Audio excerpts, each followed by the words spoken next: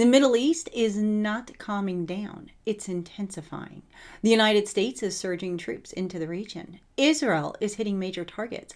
Iran is threatening retaliation, and even U.S. allies are reacting. You add fuel to the pile, and you have a situation that may not be so easily contained. What we're watching right now is not just one war, but the possibility of a wider fallout that could spread to other regions. President Trump lashed out at France for allegedly closing its airspace planes bound for Israel and loaded with military supplies. The president made a statement in a post on Truth Social, ominously saying that the United States will remember France's move. He said the country of France wouldn't let planes headed to Israel, loaded up with military supplies, fly over French territory. France has been very unhelpful, in caps, with respect to the butcher of Iran, who has been successfully eliminated. The USA will remember. In the meantime, the statement came a day after Spain blocked U.S. military aircraft involved in the Iranian conflict from using its airspace. And the Spanish defense minister confirmed the moves, saying that Spain has denied both airspace access and the use of joint U.S.-Spanish bases for any operations tied to the Iranian conflict. And it doesn't end there. Italy has denied U.S. jets en route to the Middle East to carry out strikes in Iran and any access to an airbase on its southern island of Sicily. The move stops short of closing Italian airspace to all U.S. military aircraft. Long-standing agreements between Washington and Rome allow the U.S. military to use bases in Italy for logistics and operations without high-level authorization, but not attacks on Iran. The Telegraph is reporting that the AfD has demanded U.S. troops leave Germany. The party says the country should pursue an independent foreign policy amid concerns over the Iranian war. And what is going on with this Pope? The White House on Monday defended praying for U.S. troops engaged in the Iranian war after the Pope warned that God rejects the prayers of those who wage war. The press secretary stated that I don't think there is anything wrong with our military leaders or with the president calling on the American people to pray for our service members and those who are serving our country overseas. With the conflict in the Middle East stretching into its second month, the Pope said during his Palm Sunday homily, "This is our God, a God who refuses war, who does not listen to the prayer of those who wage war." Many a time in the Bible, the Lord has allowed nations to be conquered, attacked, and invaded. It's all available in the Old Testament. Now, of course, God does not like war or conflict or anything like that. But nowhere does it say not to pray for one another. In fact, in Thessalonians, it says pray without ceasing.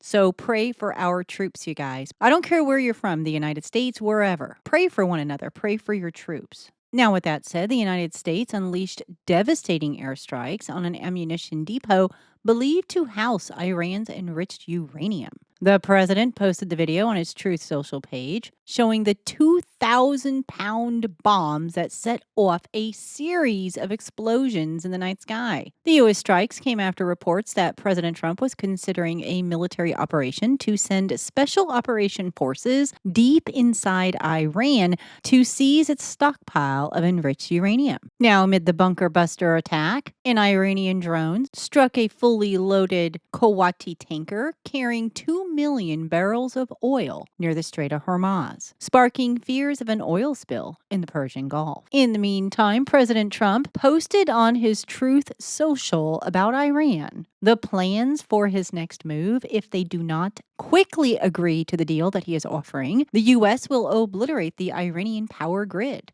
destroy Iran's oil-producing facilities, attack the Karg Island, and potentially go after their desolation plans. And there is the Truth Social post. But Iran's foreign minister said that the regime would show zero restraint if its infrastructure was struck again. One of the Iranian threats is 18 huge companies with the United States, including Google, Apple, Intel, and Boeing. And out of the 18 companies listed, only 2 are non-American and owned by entities in the UAE. They even advise the employees of these institutions to immediately distance themselves from their workplaces to preserve their lives. Some of the other countries are Meta, IBM, Dell, JP Morgan, Tesla, General Electric, Spire Solutions, HP, Cisco, Oracle, Microsoft. They're right there on the screen. Hopefully, cooler heads will prevail and they will not follow through on their threats. Now, in the meantime, it's being reported that Israel has launched strikes on more than 250 targets across Iran and Lebanon, signaling that the conflict is not contained, it is expanding.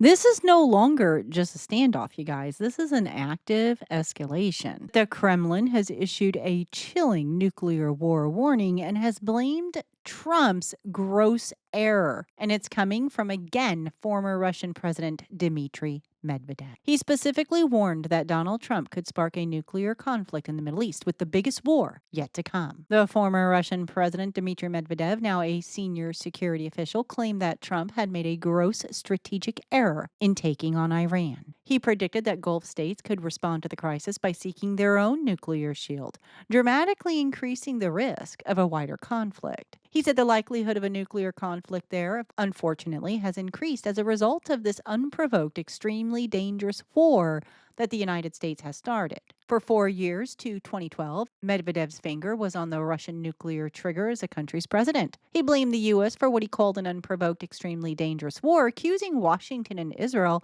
of behaving like a bull in a china shop and pushing the region towards catastrophe. He said that probably the biggest war in the Middle East could still be ahead, and when the Middle East will turn to a long-term hotbed of instability, which could continue for centuries. Those holding money or engaged in oil supply in the Middle East need to think very hard about what to do next.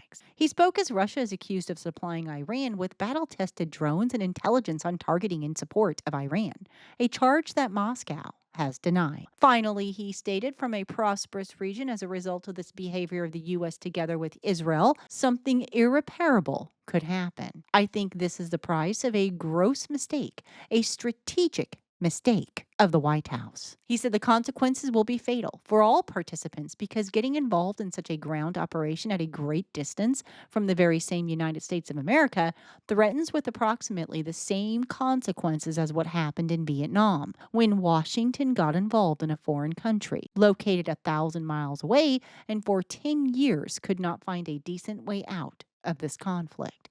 The U.S. now faces a very difficult situation here, especially since Iran has repeatedly said that in this case, its hands will be untied. And speaking of nuclear, Mohammed Safa, a UN human rights diplomat, has resigned from his position, accusing the international organization of preparing to use nuclear weapons. He warned about a looming nuclear catastrophe and a threat to his own safety and well-being. He accused senior UN officials of orchestrating a misinformation campaign against Iran and its government to serve a certain political lobby. He further expressed dissatisfaction with the UN's inaction to condemn the U.S.-Israeli war on Iran. So, very interesting news there. Hopefully, he's not right. There is a very interesting scripture in the book of Zechariah, chapter 14, verse 12. And it goes on to read, "And this shall be the plague wherewith the Lord will smite all the people that have fought against Jerusalem.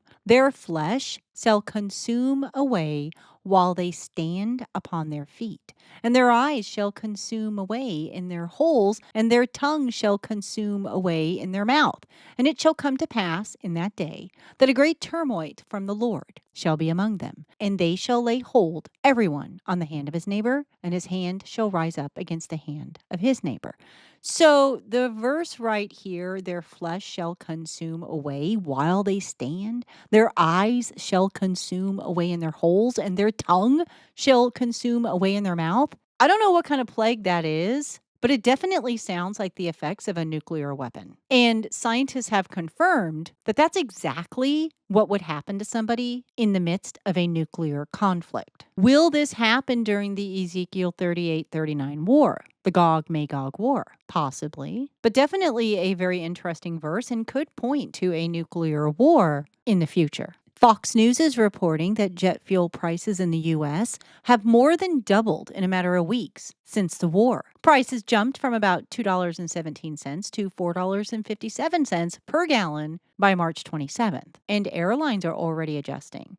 The United Airlines CEO said that the carrier will cut about 5% of planned flights in the near term as fuel costs are surging, warning that if prices persist, jet fuel alone could add $11 billion in annual expenses. Delta Airlines CEO said that the jet fuel spike added as much as $400 million in costs in March alone. He said that the airline is moving quickly to pass those higher costs on through fare increases. American Airlines also expects fuel to add about $400 million to its first quarter expenses. The impact is also spreading beyond U.S. carriers. European airlines are seeing the same thing. Here's the thing. The Middle East exports about 1.1 million barrels per day of jet fuel, so roughly 15 to 17% of global consumption. Much of that supply moves through the Strait of Hormuz, where tanker traffic has slowed sharply amid the rising regional tensions.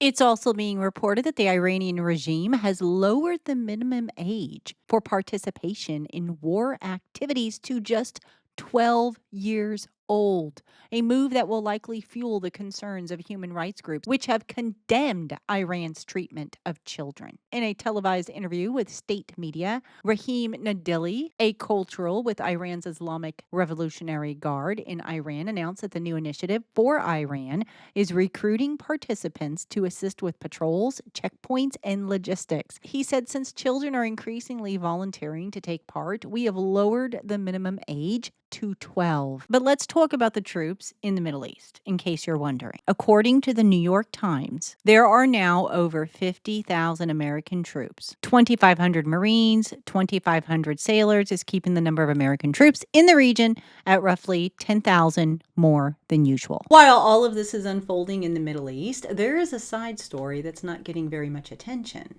Because the United States is pouring troops into the Middle East and resources and paying closer attention to that war, leaders in Asia are also watching very carefully.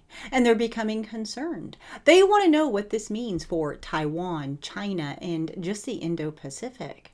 I have a very important report here that I'd like to share with you, just a portion of it from the Washington Post, and they go into a little bit more detail. While much of the world is locked in on the war with Iran, a different kind of concern is rising across Asia. U.S. allies and partners in the region are watching this conflict with growing unease. From Japan to the Philippines to Taiwan to South Korea, officials are warning that a prolonged American war in the Middle East could pull military focus, strategic attention, and critical resources away from the Indo-Pacific at the very moment that China continues to expand its ambitions. The concern is not theoretical. Part of a U.S. missile defense system was reportedly moved from South Korea to the Persian Gulf. Thousands of Marines stationed in Japan were ordered west, and plans tied to new U.S. arms sales to Taiwan have reportedly stalled as high-level meetings were postponed. For leaders in Asia, the fear is clear. If the U.S. becomes tied down in another drawn-out conflict, the balance of attention begins to shift. And when that happens, pressure points elsewhere in the world do not disappear. They grow. Taiwan is especially concerned. Officials there warn that American power may be strong, but it's not unlimited. Military assets cannot be everywhere at once. And if this conflict drags on, the region could face not only increased security risks from China, but also deepening energy strain tied to disruptions in the Middle East. What this reveals is something bigger than one war. It shows how quickly global tensions can converge. While one battlefield dominates the headlines, other nations are watching, calculating, and preparing. But Asia is not the only region watching closely. In Latin America, there are signs of movement as well. Reports are indicating that Cuba is now being mentioned as a potential next pressure point. From the Middle East to Asia to Latin America, the ripple effects are real, and it's being felt across the entire world.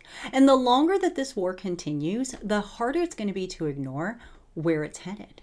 We are watching a moment that has the potential to change the world forever. And we're also watching prophecy come to pass right before our very eyes. Wars and rumors of wars and distress of nations.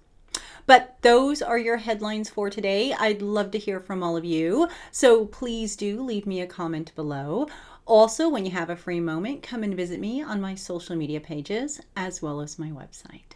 Thank you, everybody, for watching. And until next time, God bless and stay safe.